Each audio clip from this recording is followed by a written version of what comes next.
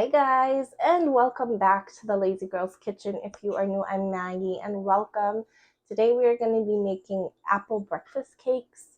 It's essentially like a large pancake. We make them pretty big and we just share one. I make them a lot for the weekends because Gabe loves them. It's perfect. It's really good heated up in the oven. So if you want to make extra, feel free. I hope you guys enjoy it. And if you don't want to make it with apples, make it with whatever you want.